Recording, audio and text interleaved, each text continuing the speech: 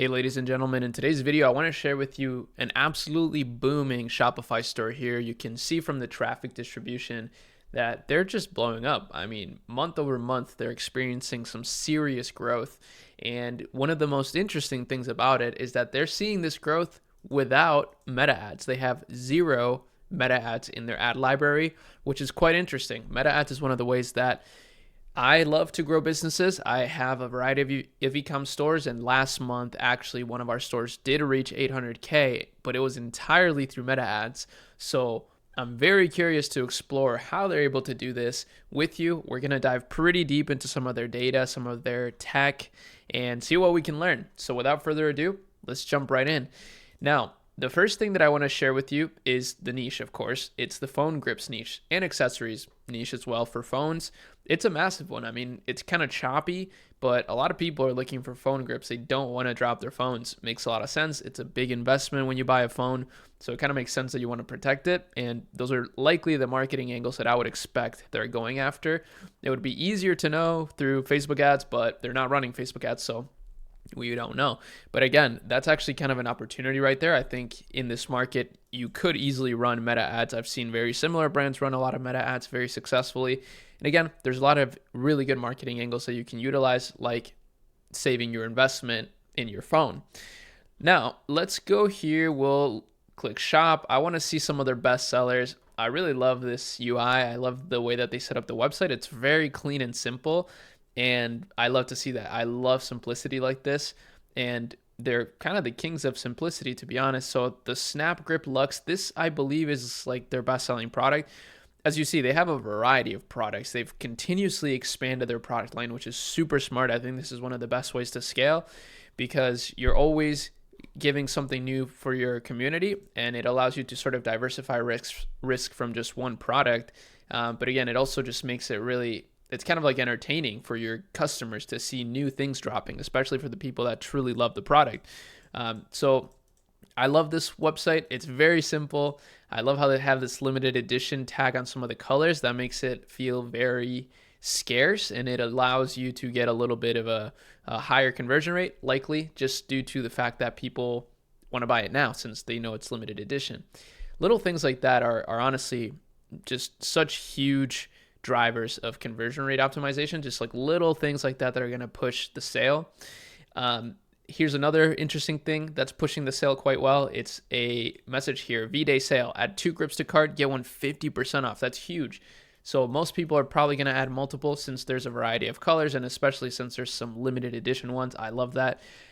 I love that they have this trusted retailers near St. Paul. That's where I live. But it's pretty cool that they have these trusted retailer badges here. I think that's a brilliant way to drive authority. And actually, that makes a lot of sense now why they're seeing so much traffic. It seems like they're in basically every retail location. And that's one of the things that I never thought about retail locations as, but they're actually kind of like marketing engines because there's a lot of traffic that those brands are getting. So if you're at Target, let's say, the people that browse the electronics section, they're likely going to see your brand and they're probably going to look it up, and that's how they're going to, eventually reach your site. That's pretty cool. And that's kind of something I never really thought about when it comes to retail. Let's explore the landing page a little bit further here. So super, super clean. Not a lot of text. That's one really easy thing that we can learn from. They don't use a ton of text. It's just very simple. Thinner than your bumps. That's interesting. So wow, it's thinner than the bumps from the iPhone itself. That's pretty cool. So stupid thin at 2.5 millimeters. You won't even know it's there until you need it. That's really cool. I love this sort of strong marketing where they're like so stupid thin. I mean, that's like strong verbiage, but I think it stands out. I think it makes people convert because it feels more relatable. It feels like how somebody may actually talk to you. It reminds me a lot of D-Brand. I don't know if you guys have seen my video on D-Brand, but that's another very good one. And by the way, if you run a brand like this, if you have a brand at this level, definitely consider joining the Academy Lab Accelerator. We love hosting e-com business owners in there and providing data, research, support from all of the data that we gather. And I'm always looking for more opportunities as well for clients and for investments. So it is a pretty great community and networking opportunity for anyone, really. So consider joining. But yeah, this is a beautiful brand. I would love to handle the meta ads on this brand. I have a great team for it. Just saying, I don't know if it's something they've considered. They obviously don't need it necessarily, but I don't think it would hurt. That's for sure, especially with all the traffic that they're driving and the brand awareness that they have. And especially since they're willing to drop these sorts of sales on a regular basis, like this Valentine's Day sale, which I think that's one of the easiest things that we can learn here. Like if you have a brand, take advantage of the sales. Like, I mean, of course, you can do whatever you want with your brand. You can have a brand where you don't run any sales. You can have a brand where it's like just, super authentic. You don't run any sales. You don't want to discount your brand at all. But at the same time, if your brand isn't like that, then definitely take advantage of sales, right? Like take advantage of each holiday season. It's a good time to drive revenue or extra revenue for your business, which you can compound into the next season. And you can do this over and over again. It's a pretty cool structure, but let's finish looking at this landing page. So yeah, at the bottom here, they have a YouTube video of somebody reviewing it, somebody reviewing the Snap 4 versus Snap 3. So they're also continuously iterating on the product, which is a brilliant thing to highlight because this is personally how I like to build my businesses, right? I'm incubating stores quite frequently, and I'm not ashamed to say, like, we love to start our stores with drop shipping, for example, using a trusted sourcing agent, and then improving the product as we're getting more and more sales and as we're seeing like the true demand behind the product and achieving some form of product market fit. In the past, I wouldn't do that, right? I would actually just really fall in love with an idea in a product and then just push invest a lot of money into it without really achieving any sort of product market fit. And of course, if you're extremely passionate about something, you can totally make that work. But I wasn't super passionate about these kinds of brands or these brands that I was launching. So it didn't really make a ton of sense. And unfortunately, that held me back for a while. So, now I've learned from those mistakes, and at least from my own personal experience, I prefer to create a minimum viable product experience, launch it, get some feedback, and start iterating like as soon as possible. And I can see that that's how some of the biggest brands operate too, and that cycle never ends. I want to always iterate on our products, including the Academy experience, the Academy Accelerator Discord. People have been loving it. I absolutely love being a part of it. We do a weekly call in there. We provide a ton of research. We've hired researchers to provide research, but we always want to make it better and better. So it's a really great place to be, but this is cool. And actually, this does point me into the next thing. First of all, not to hate, but I do kind of want to see if we can see some of those 1-star reviews just to see what people are saying, right? I want to see like what are people's complaints. So not super impressed. Don't get me wrong. It's very slim and minimalistic look, yet it feels like it's missing something. I find myself fidgeting with it often, but never really use it as designed. The kickstand feature constantly falls. The charge through option is nice when it works. I'm constantly dealing with my phone getting extra hot. Okay. Yeah, not happy. Had the Snap 3 on Snap 4. Snap 3 wouldn't snap close, so they upgraded me to 4. 1 month in, and the Snap 4 centerpiece fell out. Okay, generally awesome, but kickstand in portrait is useless. Wireless charging not working. Okay, so actually these are not terrible reviews. These seem like edge cases, which it's kind of impressive, honestly. But these are things that I guess people are complaining about. So if you were launching a brand in this space, you could, make it so that the kickstand piece doesn't fall. It's very sturdy. That seems to be one of the most common complaints here. But yeah, that's it for the site. I think that's their bestseller. Actually, sorry, one more thing I want to point out is their use of bundling. I think this is this works extremely well with meta ads. We've seen it at the agency and on our stores too. When you bundle products together, you offer like kits. It's just a brilliant way to drive a higher average order value, and therefore you can spend a little bit more money on advertising, beat your competitors, scale further, be more profitable. It's a really cool thing to do, and it seems like they're doing it really well. Again, I love their product structure. It's just so simple, but they do have these like little pieces of conversion rate optimization, of scarcity that I love to see. I love these swatches. Just overall, very well done. Super cool. And then, yeah, I wanted to highlight here using SimilarWeb Pro, which is one of the main benefits you get from watching the channel, right? I'm paying for all these software tools, mainly so that my research team can post and scrape some of these data points in the Academy community, and we can save the members all that money, but also so we can save you money here through you watching these videos, right? I can analyze these stores for you as opposed to you paying for the subscription, which is $200 a month. It's not cheap.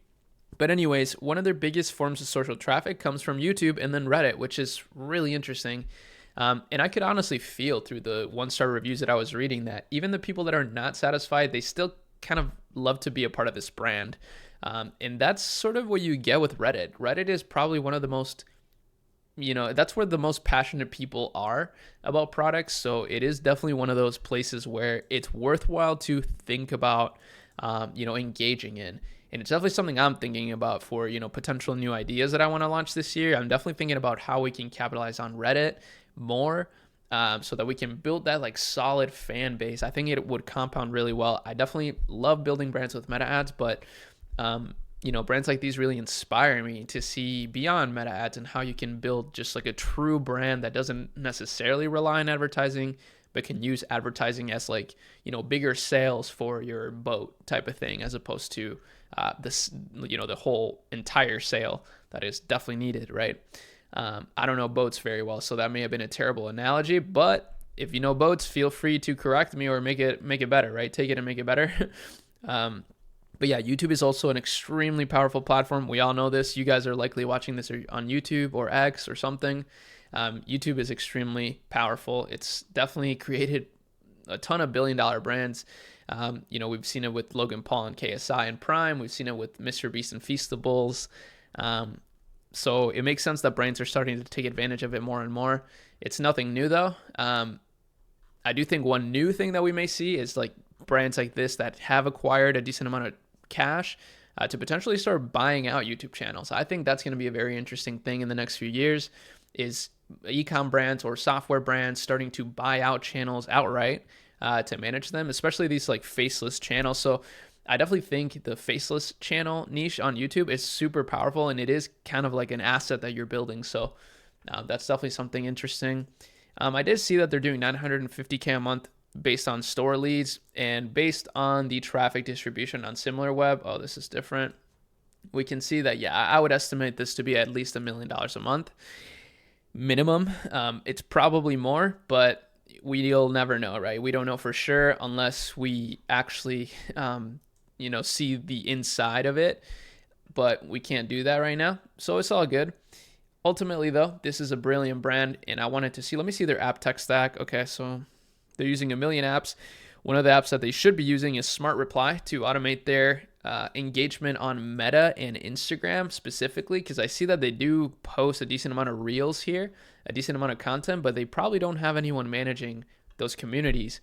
And Smart Reply AI is pretty dope. It's an AI agent for Meta that allows you to automate your comment section, your DMs, the people that message you on your Facebook page or Instagram, which is pretty cool. And you can train it to be a better salesman for your brand, a better customer service rep, community coach, who knows, whatever you want to do with it.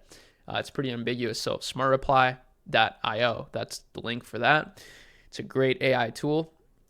And that's about it for this video. I hope that you enjoyed it. I mean, I wanted to share this with you. I wanted to highlight it and break it down for myself in the hopes that perhaps it'll help you. Again, if you want to work with us at chemulab.com, that's where you can sign up for our forum if you want us to run your ads, if you want to consult with us in some way, or maybe if you have an interesting idea that you want to partner up on or something along those lines, or if you just want to join our Discord and community. You can find all of that at chemulab.com, and you can subscribe to my channel, subscribe to my X or whatever, follow me, and that's about it. Peace.